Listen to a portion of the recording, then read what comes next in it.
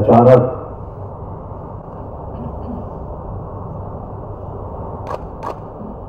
बड़े दुखद समाचार मिले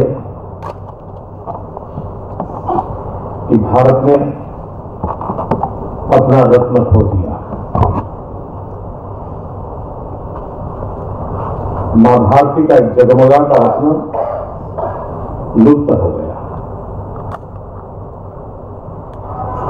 कलाम साहब राष्ट्र रत्न पहले थे, राष्ट्रपति बाद में थे। कोई कल्पना कर सकता है कि जिस व्यक्ति ने बचपन में अखबार बेचे हो, आज देश और दुनिया के सारे अखबार उस व्यक्ति के नाम से भरे पड़े। जीवन में व्यक्ति कहां से कहां तक पहुंच सकता है, क्या से क्या कर सकता है और आवश्यकता के अनुसार अपने जीवन को कैसे ढाल सकता है, इसका उत्तम उदाहरण श्रीमान अब्दुल कलाम थे। एक ऐसा व्यक्तित्व, बहुत कम लोगों ने इस बात को ध्यान दिया होगा, देशवासियों से खास करके साउथ के इलाके छोड़ करके भाषा अपने आप में कठिनाई होती है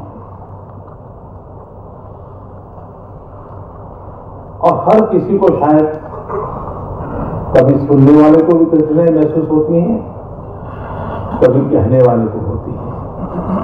लेकिन अगर आप याद करोगे तो ध्यान में आएगा कि अब्दुल कलाम जी में उनके व्यक्तित्व की एक विशेषता थी। कभी भी हिंदुस्तान के किसी भी नागरिक को भाषा के कारण उनसे दूरी महसूस नहीं हुई, कभी फासला नजर नहीं आया। और उसका कारण शब्द नहीं, उनका व्यक्तित्व बोलता था। और वे साधारण व्यक्ति थे, लेकिन असाधारण व्यक्तित्व के धनी थे। ये बहुत कम कॉम्बिनेशन होता है। जीवन में भी अलग अलग पड़ाव से वो गुजरे और जहां पहुंचे वहां उत्तम से उत्तम प्रदान करके आगे गए। कहना तो बहुत सरल होता है कि मैं शिक्षक हूं, मैं प्राध्यापक हूं। राष्ट्रपति पद पर भी वो यही बात दोहराते थे, उत्तम वैज्ञानिक के रूप में भी यही बात दोहराते थे। भारत रत्न मिला तब भी अपना परिचय वैसे ही बताया। लेकिन राष्ट्रपति पद से उतरने के दूसरे ही दिन साउथ में जाकर के कॉलेज में उन्होंने पढ़ाना शुरू किया। सबको याद होगा तो दूसरे ही दिन वो चले गए और अपना काम शुरू कर दिया, वो ही चेहरे पर मुस्कान। और कल भी जब जीवन यात्रा समापन किया तो भी कहां रामेश्वरम, कहां नॉर्थ ईस्ट में शिलोंग, उन विद्यार्थियों के बीच आखिरी शब्दों को बोलते बोलते दुनिया को समस्याओं की मुक्ति के लिए वो 3 मार्ग बताते थे। एक, योग शिक्षा, दूसरा गरीबी से मुक्ति और तीसरा संप्रदाय का आध्यात्मिकरण।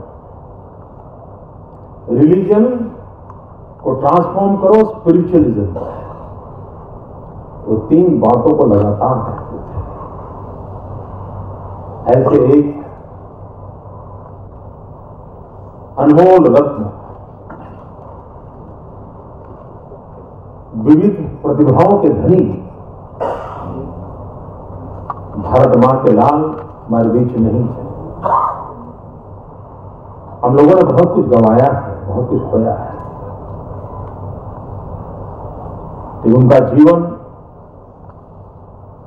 हमें प्रेरणा देता रहे, नई पीढ़ी को प्रेरणा देता रहे, और जिन सपनों को उन्होंने देखा था उन सपनों को पूरा करने के लिए उनके आशीर्वाद हमें सदा सदा बने रहे। परम शक्ति हमें आशीर्वाद देती रहे और हम उनसे प्रेरणा पाकर के संकल्पबद्ध होकर के उनके पद चिन्हों पर कुछ न कुछ कदम न चलने का प्रयास करें। यही उनके प्रति उत्तम से उत्तम श्रद्धांजलि होगी।